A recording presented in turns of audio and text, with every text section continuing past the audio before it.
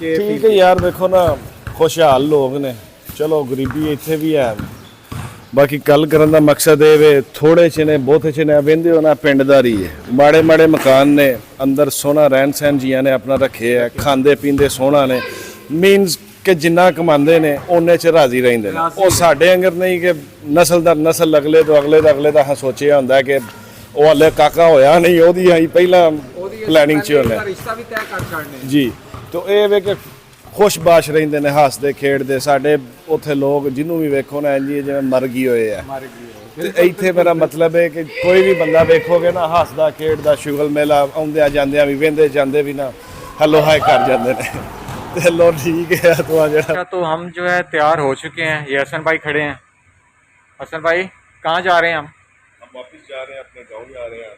अस्सलाम वालेकुम दोस्तों, क्या हाल चाल है? सब ठीक है? मैं बिल्कुल ठीक, अल्लाह का करम शुक्र फजल और सब खैरियत है। मेरी तरफ़ से तमाम पाकिस्तानियों को, मेरे तमाम रिश्तेदारों को, मेरे तमाम दोस्त अहबाब को ईद उल फितर मुबारक हो। कल मैं वीडियो का व्लॉग इस वजह से नहीं बना पाया कि मैं अपने शहर यानी जहाँ मैं रहता हूँ कवीते में, मैं वहाँ पर नहीं था।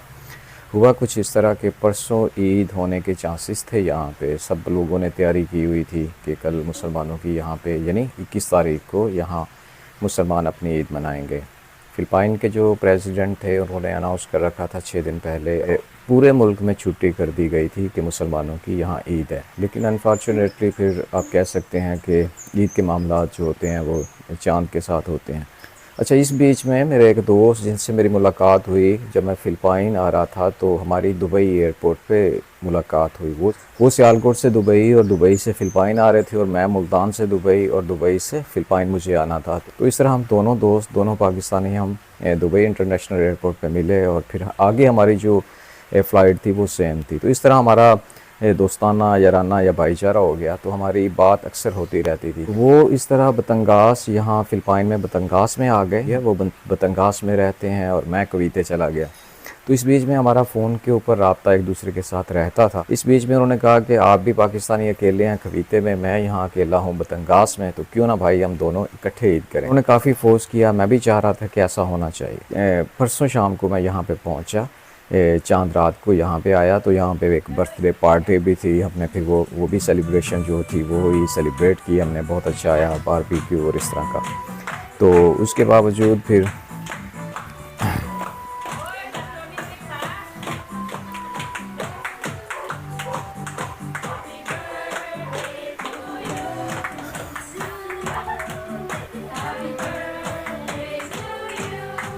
बतंगास बहुत शानदार जगह है। बतंगास जो है ये तगाई ताई और ये सारी जो एक पट्टी है इस एरिए में है। इसका वेदर दूसरे इलाकों की निस्बत ठंडा भी है और बहुत खुशगवार भी है। यहाँ काफ़ी सीनरी, आपको ग्रीनरी देखने को मिलती है। एक आप कह लें कि रोड के ऊपर आबादी है और उसके पीछे दाएं बाएं हर तरफ जो है ग्रीनरी है या फिर पहाड़ है। तो बहरहाल यूँ आके यहाँ आके मुझे वीडियो में थोड़ा सा होम टूर जो है इनका मैं वो भी करवाऊँगा। फ़िलिपाइनियों का जो रहन सहन है, उनका जो घर है, तर्ज़ तामीर है, किस तरह करके वो अपनी ज़िंदगियों को गुजारते हैं, उनकी ज़िंदगियाँ, उनके घर, उनका रहन सहन कैसा होता है। कोशिश करूँगा कि मैं इसी एक व्लॉग में आपको काफ़ी सारी चीज़ें जो है वो दिखा सकूँ। नए जो बहन भाई हैं जो यहाँ पे आना चाहते हैं उनको मैं बताता चलूँ, फ़िलिपाइन रहने के लिए बहुत अच्छी जगह है। अगर आप प्रोफेशनल हैं, किसी भी तरह फ़िलिपाइन में आना चाहते हैं, आप अपनी नेक्स्ट कोई जॉब ढूंढ रहे हैं या फिर आपका वैसे मन कर रहा है कि आप यहाँ पे सैर व सियाहत के लिए आएँ, तो फ़िलिपाइन ऑफ कोर्स बहुत खूबसूरत जगह है। कहा जाता है कि फ़िलिपाइन जो है पर्ल ऑफ एशिया है। तो इसमें कोई शक नहीं है, जब इसे करीब से देखा है तो इसमें कोई शक नहीं है कि फ़िलिपाइन पर्ल ऑफ एशिया है। दोस्तों, यूँ तो मैं आपको इस वीडियो में काफ़ी सारी चीज़ें दिखाने और बताने की कोशिश करूँगा, लेकिन मैंने सोचा क्यों ना मैं आपको साथ साथ में इस जगह का टूर भी करवा दूँ जिस घर में मैं इनका मेहमान हूँ और जिस घर में मैं 1 या 2 दिन रुकूँगा। तो ये देखें कि इंतहाई खूबसूरत घर है इनका। जैसे कि आपको पता होगा फ़िलिपाइनियों के बारे में कि ये बहुत शौकीन लोग हैं, यानी प्रॉपर जिस तरह लाइफ को एंजॉय करना चाहिए ये उसी तरह ही करते हैं। तो घर इनका बहुत खूबसूरत है। मैं इसी वीडियो में कोशिश करूँगा कि सारे का सारा इनका घर मैं आप लोगों को दिखा सकूँ। जी गाइस, तो ये देखें, ये जिस जगह पे मैं आया हुआ हूँ इनका माशाल्लाह से बहुत शानदार माहौल है। आप देख सकते हैं यहाँ पे स्विमिंग पूल है और इसमें पानी शानी भी भरा जा रहा है। तो बहुत शानदार जगह है ये। यहाँ पे ये चिल विल करते हैं। और यहाँ मैं रात से ठहरा हुआ हूँ, इस गाड़ी पे मुझे ये लेके आए थे और माशाल्लाह से बड़ा अच्छा है। ये फिर इस साइड पे जो है इनका लिविंग एरिया, ये फिर जो है यहाँ पे इनका ये म्यूज़िक रूम है जहाँ पे ये म्यूज़िक वगैरह अपना जो करते हैं। यहाँ पे बारबेक्यू का सेटअप लगा हुआ है इस साइड पे। तो रात यहाँ पे बर्थडे थी, एक बर्थडे पार्टी, तो वो भी हमने खूब इंजॉय की। तो बहरहाल जी ओवरऑल बहुत शानदार और बहुत अच्छा माहौल है। फिलिपाइनी कौम की जो सबसे अच्छी बात मुझे लगी है वो ये है कि ये एक दूसरे के शर से महफूज हैं, यानी एक पड़ोसी को दूसरे से ख़तरा नहीं है। बहुत मिलजुल के रहने वाली ये कौम है, बहुत प्यार मोहब्बत है इनमें। अगर एक को तकलीफ़ होती है तो दूसरा भाग कर पहुँच जाता है। यार एटलीस्ट मैं ये कहना चाहूँगा कि जिस तरह एक मुसलमान मुआशरा हमें सिखाता है, जैसे कि हमें इस्लाम हमें सिखाता है कि आपने अपनी ज़िंदगियाँ इस अंदाज में इस तरीके से गुजारनी है। आपका जो मेल जोल है, आपका जो अपनी सोसाइटी के अंदर, अपनी कम्युनिटी के अंदर आपका जो तरीक़ाकार होना चाहिए, वो सब के सब तरीक़ाकार हमारे अपने मुल्कों में हमें देखने को नहीं मिलते हैं। लेकिन जब हम यहाँ फ़िलिपाइन में आते हैं तो यकीन जानिए कि मासिवाय दो चार चीज़ों के, जिसमें कि हम थोड़ा शर्म व हया की बात कर लेते हैं, या फिर हम नमाज की क्या बात कर लेते हैं, इबादत की बात कर लेते हैं। इबादत की बात की जाए तो ये अपने अपने तरीक़ों से इबादत करते हैं। 95% से ज़्यादा लोग यहाँ पे क्रिश्चियन हैं और वो अपने तरीके से अपनी प्रेयर करते हैं, अपनी इबादत करते हैं। सवाल ये पैदा होता है कि क्या इनमें जो सबसे शानदार चीज़ है वो ये है कि ये चोरी चकारी जो है वो नहीं करते हैं। लड़ाई मार कुटाई यहाँ पे बहुत कम है, रेयरली है इंसान में पिता होता है वो किसी बात पे हाइपर हो जाता है या हल्का फुल्का झगड़ा हो जाता है। लेकिन जब से मैं यहाँ पे आया हूँ, यकीन जाने कि मैंने यहाँ पे जो पेट्स हैं आपस में उनको भी लड़ते हुए नहीं देखा। ये मैं आपको सच्चाई बता रहा हूँ। मुझे कभी कभी बड़ी हंसी आती है जब मैं अपने घर कॉल करता हूँ तो मैं उनको बताता हूँ कि मैंने यहाँ पे जो कुत्ते बिल्लियाँ हैं उनको भी आपस में झगड़ते हुए नहीं देखा है। यहाँ एक एक घर में तकरीबन 5-5, 6-6, 7-7 पेट्स भी हैं, जिनमें ज़्यादा तादाद जो है वो कुत्तों की है। बिल्लियाँ भी यहाँ पे बहुत होती हैं और मज़े की बात है, कुत्ते और बिल्लियाँ आपस में इकट्ठे खेल रहे होते हैं, उनमें जो लड़ाई झगड़ा है वो नहीं होता है। तो यार इस माशरे की मिसालें जितनी भी मैं दूँ वो कम है। अच्छी मिसालें हैं। क्राइम की शरह यहाँ पे बहुत कम है क्योंकि लोग अपनी जितनी भी उनकी ज़ाती हैसियत होती है वो उसी में रहना पसंद करते। लोगों की इज़्ज़तें, जान माल यहाँ पर महफूज है, एक दूसरे से महफूज है, यानी एक दूसरे से इनको डर नहीं लगता। अमूमी चीज़ें मैंने देखी हैं, अगर गाड़ियाँ हैं तो वो बाहर खड़ी हैं और वो कई कई दिन तक बाहर खड़ी रहती हैं। कोई खुदा न खास्ता चोरी हो जाने का यहाँ पे डर या खौफ नहीं है। अच्छा, यहाँ पे जो ट्रैफ़िक का सिस्टम है उसके बारे में मैं बताता चलूँ कि फ़िलिपाइन के अंदर अगर मेरे पास एक गाड़ी है या आप में से किसी एक के पास गाड़ी है और आप फ़िलिपाइन में रहते हैं, तो आपको हफ़्ते में 1 दिन अपनी गाड़ी को घर पे रखना पड़ेगा, यानी आपकी गाड़ी रोड पे नहीं आएगी। उसकी वजह ये है शायद कि ये अपना जो ट्रैफ़िक कंट्रोल प्रोग्राम है उस पे काम कर रहे हैं। तो ये काफ़ी अरसे से ये चीज़ है कि जिसके पास भी बड़ी या फिर छोटी गाड़ी है तो वो हफ़्ते में 1 दिन अपनी गाड़ी को रोड पे नहीं निकालेगा। ये यहाँ का असूल है। ट्रांसपोर्टेशन के हवाले से दूसरी यहाँ पे एक और चीज़ है जो मैंने यहाँ पे नोट की है, वो ये है कि गाड़ी के ऊपर मुख्तलिफ़ जो हैं स्टिकर्स लगे हुए हैं। अगर आप कवीते में रहते हो तो आपने अगर मनीला जाना है तो आपके पास मनीला का स्टिकर लगा होना ज़रूरी है। उसे आप रूट सिस्टम भी कह सकते हैं, यानी जिस इलाके में आपने जाना है अगर आपके पास उस एरिए का स्टिकर नहीं है तो फिर आपको इजाफ़ी पे करना पड़ेगा या फिर दूसरी शक्ल में आपको जो है आपका चालान होगा। शराब नोशी यहाँ पे बहुत ज़्यादा है, इसे आप माशरती बुराई कह लीजिए या फिर इनके मज़हब का हिस्सा कह लीजिए। कोई भी मज़हब यकीनन इन चीज़ों की खुलेआम इजाज़त नहीं देता है, लेकिन यहाँ पे जो है शराब नोशी कसीर तादाद में की जाती है। यहाँ पे आप जिस भी दुकान पे, जिस भी बकाले पे आप जाते हो, वहाँ पे आपको सरेआम और खुलेआम आपको शराब जो है मिल जाती है। शराब की हर किस्म यहाँ पर मौजूद है और लोग यहाँ पर अगर उनकी उम्र 18 साल है तो या 18 साल या फिर 18 साल से ज़्यादा है तो वो अपने लिए शराब खरीद सकते हैं। सबसे यूनिक चीज़ जो मुझे लगी वो यहाँ पे तर्ज़ तामीर है, यानी कि हम जब घर बनाते हैं तो हम उसके लिए नक्शे जो है वो ढूंढ रहे होते हैं। हम सोच रहे होते हैं कि हमने जो घर में कोठी बनानी है या हमने जो घर का नक्शा बनाना है वो कैसा होना चाहिए। पाकिस्तान में आपने मोस्टली देखा होगा कि हमारे घरों के नक्शे एक कोठी से दूसरी कंपटीशन होता है वहाँ पे और एक कोठी या एक बंगले से दूसरा बंगला ज़्यादा बेहतर बनाने की कोशिश की जाती है।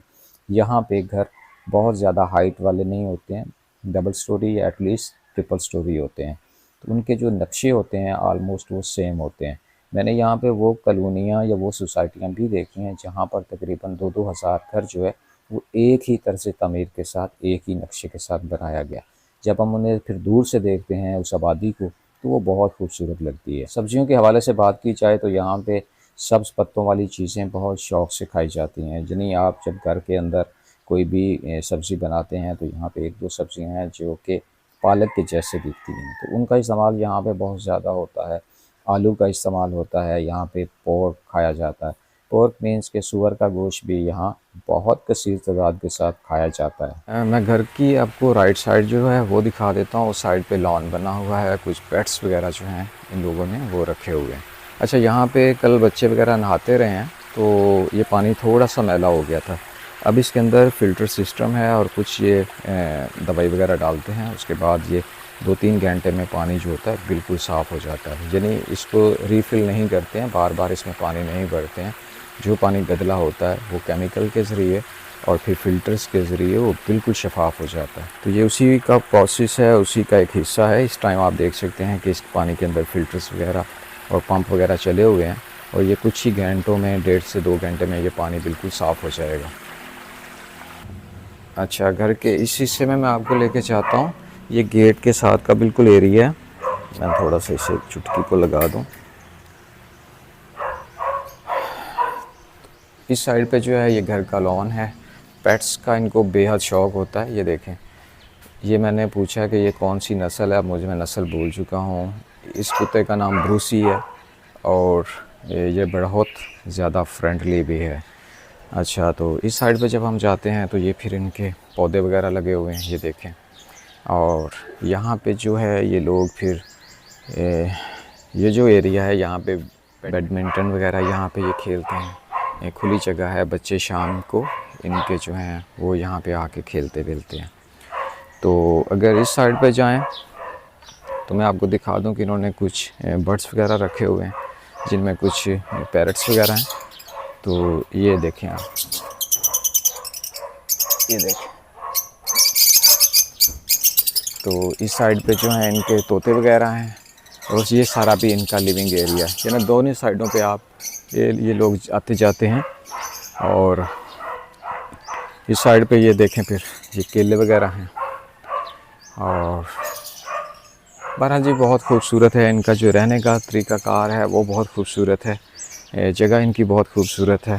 ये देखें, इस साइड पे जो है फिर ये पौधे हैं, इस साइड पे भी ये पौधे हैं सारे।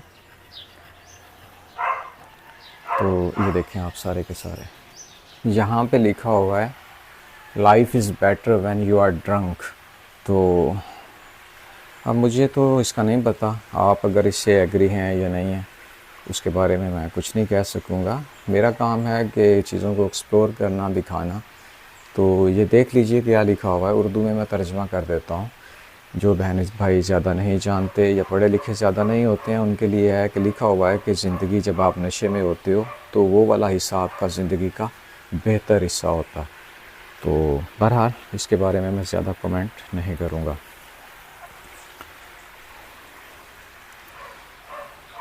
ये देखें, ये थोड़ा फिर सीटिंग एरिया जो मैंने पहले आपको दिखाया, यहाँ पे जो है सोफ़े वगैरह पड़े हुए हैं और ये म्यूज़िक है। ये इनके कोई बुज़ुर्ग थे और अब वो इस दुनिया में नहीं हैं, उनकी ये तस्वीर है। और ये फिर जो है तीर वाली जो गन होती है वो है। दोस्तों, इसमें कोई शक नहीं है कि फ़िलिपाइनी कौम बहुत ही मस्त कौम है, बहुत ही इंजॉय करने वाली कौम है।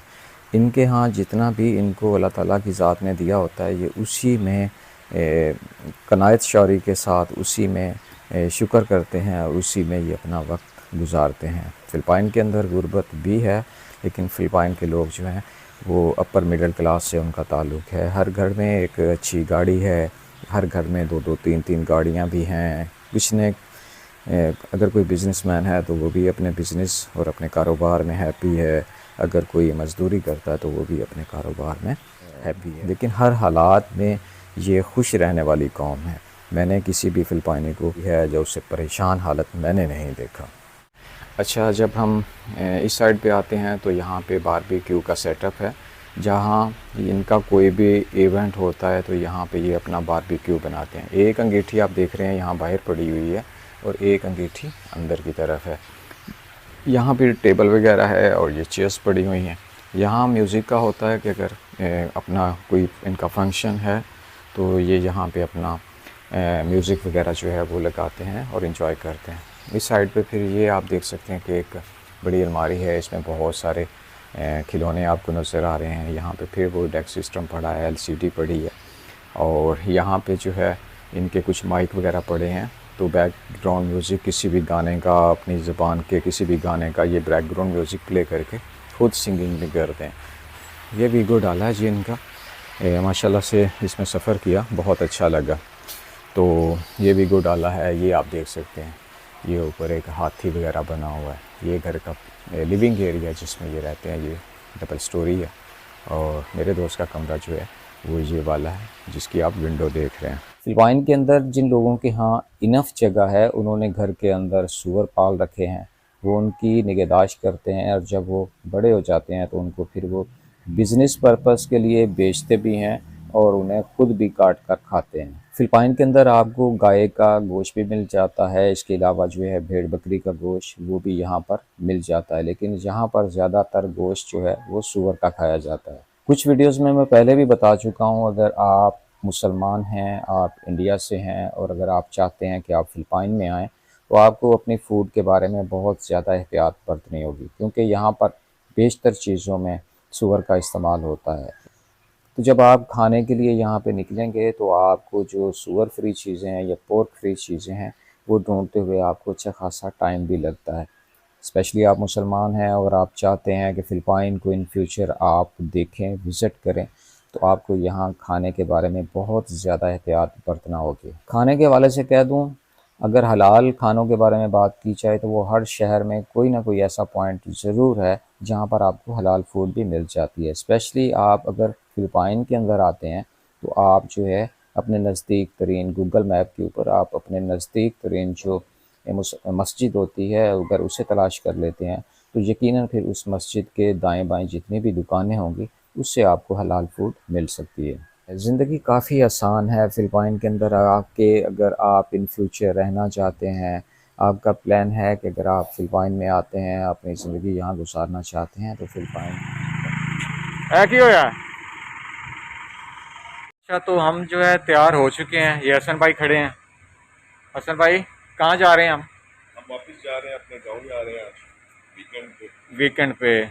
वहाँ पे गांव जाएंगे, वहाँ पे कुछ टाइम इनके साथ मैंने स्पेंड करना है और फिर एटलीस्ट मैंने वीते के लिए वहाँ से ये मुझे जो है बस टर्मिनल तक पहुँचाएंगे और इंशाल्लाह फिर मैं वापस। जैसा कि मैंने आपको बताया कि आज ईद का दूसरा दिन है, तो आज हम स्पेशली यहाँ बतंगास में एक विलेज है जहाँ पे ये फैमिली का अपना घर भी है और जब ये फ्री होते हैं वीकेंड के मौका पर ये इस गांव में चले जाते हैं।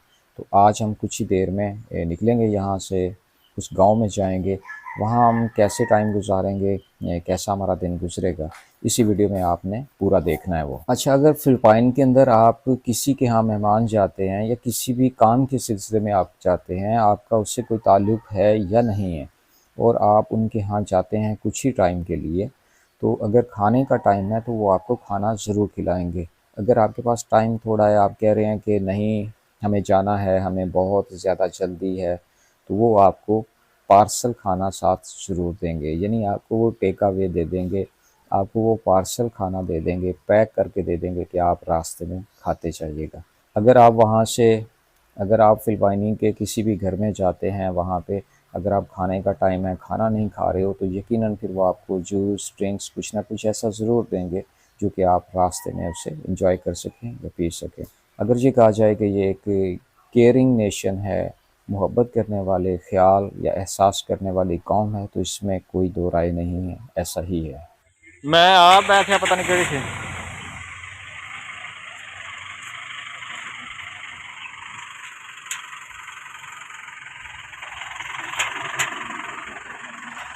अच्छा गाइज, आपको मैं ये एक पते की बात बताऊं कि हमें पता नहीं चला, कल बच्चे खेल रहे थे तो ये गाड़ी के बिल्कुल टायर के सामने बॉल आई पड़ी थी, तो इसका बड़े ज़ोर से पटाखा बजा और सारे हम डर गए हैं कि क्या हुआ। तो जी गाड़ी में बैठते हैं और निकलते हैं, आगे का सीन आपको इंशाल्लाह फिर वीडियो में दिखाता हूँ। अच्छा जी, हसन भाई एटलीस्ट गाड़ी में बैठ चुके हैं, स्टीयरिंग इन्होंने संभाल लिया। तो हसन भाई अब हम कहाँ जा रहे हैं, ज़रा थोड़ा सा बता दें। अब अपने साथ गाँव है, इधर से तकरीबन 20-25 किलोमीटर ना। ठीक हो गया। गांव का नाम तो याद है कि नहीं उधर याद? वीकेंड पे जा रहे हैं। नहीं, सारा ये बरंगाई इसको कहते हैं, बरंगाई सेंटो टोमास की ये सिटी विलेज है सेंटो साथ में। टोमास। अच्छा, ये प्रॉपर जो जगह है गाइस, ये है सेंटो टोमास। तो इसी का ये गांव है जो कि मतलब ओपन जगह में है। ये सेंटो टोमास के बारे में आपको मैं थोड़ा सा बता दूं कि ज़्यादातर इसकी आबादी जो है वो रोड पे है, जहाँ पे यानी कि ज़्यादातर मार्केट्स हैं, होटल, रेस्टोरेंट और जिस तरह के दफातर दीगर चीज़ें होती हैं। तो इसके लेफ़्ट राइट में जो है बिल्कुल गांव टाइप की जगह है, यानी आप कह लें कि थोड़ा दूर पहाड़ वगैरह हैं और बिल्कुल गांव वाली लुक आती है। तो इंशाल्लाह ताला फिर जैसे आगे का सफ़र करते हैं, आगे का सीन आपको इंशाल्लाह ताला इसी व्लॉग में देखने को मिलेगा।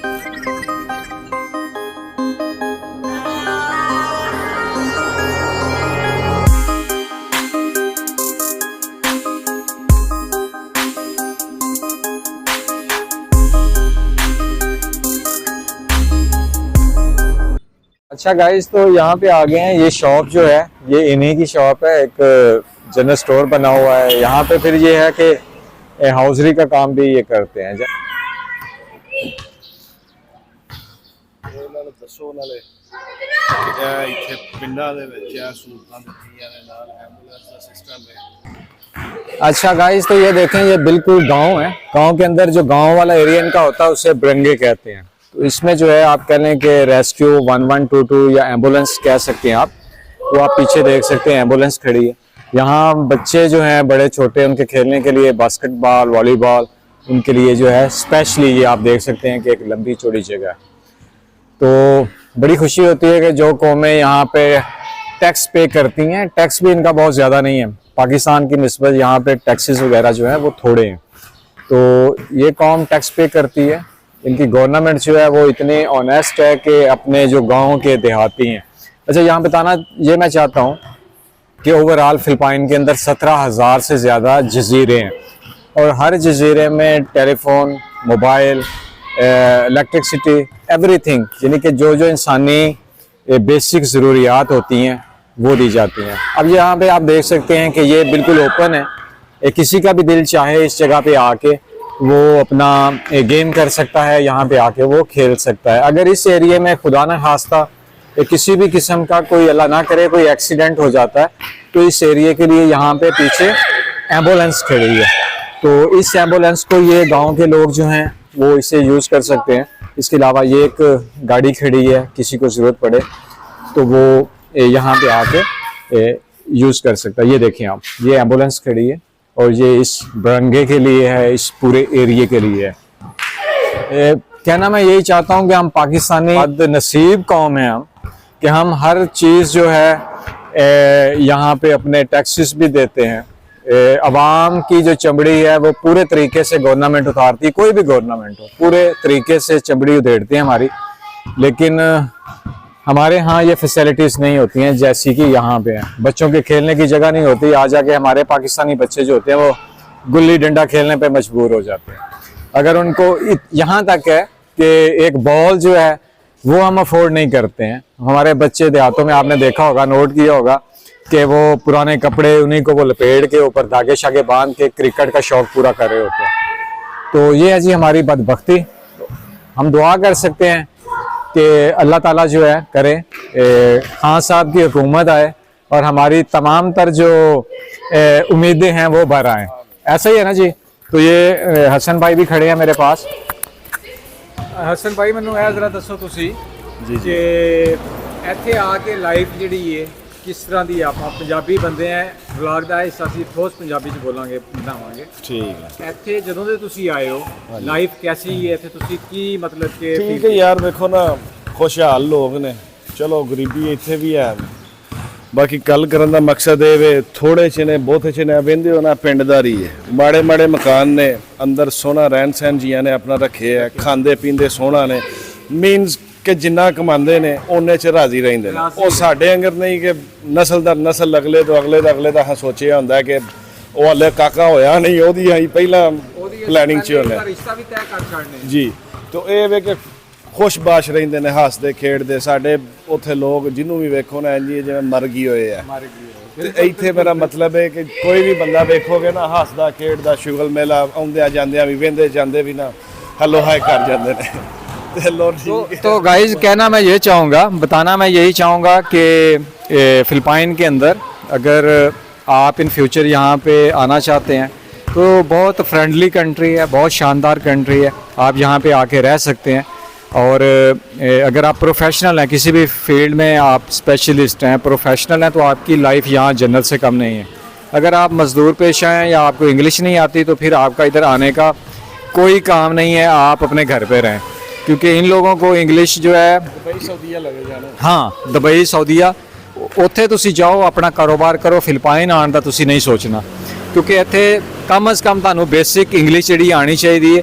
ਅਦਰਵਾइज़ ਉਸ ਤੋਂ ਉਹਦੇ ਤੋਂ ਬਗੈਰ ਤੁਸੀਂ ਯਤੀਮ ਵੀ ਹੋ ਤੇ ਮਸਕੀਨ भी हो। अच्छा गाइस, तो अब मैंने छुट्टी लेनी थी हसन भाई से और हम बिल्कुल निकलने लगे थे। ये आप देख रहे हैं कि गाड़ी तैयार खड़ी है, लेकिन इतने ज़ोर से अचानक ही इतने ज़ोर से बारिश जो है, मूसलाधार बारिश शुरू हुई है कि हम फिर रुकने पे मजबूर हो गए हैं। तो ये देख सकते हैं आप, बहुत तेज़ बारिश हो रही है। तो यहाँ की बारिश यही होता है, 10-15 मिनट 20 मिनट होती है, उसके बाद फिर धूप भी निकल आती है। जगह पानी वानी यहाँ पे खड़ा होता नहीं है, क्योंकि यहाँ पे अमूमन हर जगह के ऊपर जो है पानी की बाकायदा निकासी का प्रॉपर इंतज़ाम होता है। तो जैसे ही ये बारिश रुकती है तो इंशाअल्लाह ताला हम यहाँ से जो लीपा सिटी है, लीपा सिटी के टर्मिनल पे ये मुझे हसन भाई लोग छोड़ेंगे।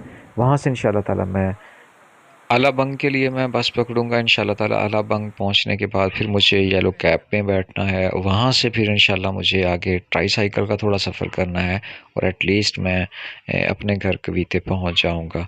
तो दोस्तों, आज का ये व्लॉग मुझे पूरा यकीन है आप दोस्तों ने ज़रूर पसंद किया होगा। अगर आप मेरी आइंदा भी वीडियोस देखना चाहते हैं, मैं फ़िलिपाइन में हूँ और मैं फ़िलिपाइन के बारे में इंफॉर्मेटिव वीडियोस बनाता रहता हूँ। अगर आप चाहते हैं कि इन फ्यूचर आप मेरी आइंदा वीडियोस भी देख सकें तो मेरे चैनल को अभी से सब्सक्राइब कर लीजिए, साथ में घंटी के निशान के ऊपर ज़रूर प्रेस कीजिएगा। इस वीडियो के बारे में अपनी राय का इज़हार कमेंट बॉक्स में ज़रूर कीजिएगा। अगर आपको लगता है कि वीडियो काफ़ी इंफॉर्मेटिव है तो इसको शेयर ज़रूर कर दीजिएगा। तो इंशाल्लाह ताला बहुत जल्द एक बहुत ही प्यारी सी खूबसूरत सी वीडियो में आप दोस्तों से दोबारा मुलाकात होगी। तब तक अपना बहुत ज़्यादा ख्याल रखिएगा और अपने इस चैनल का भी अला निगहबान।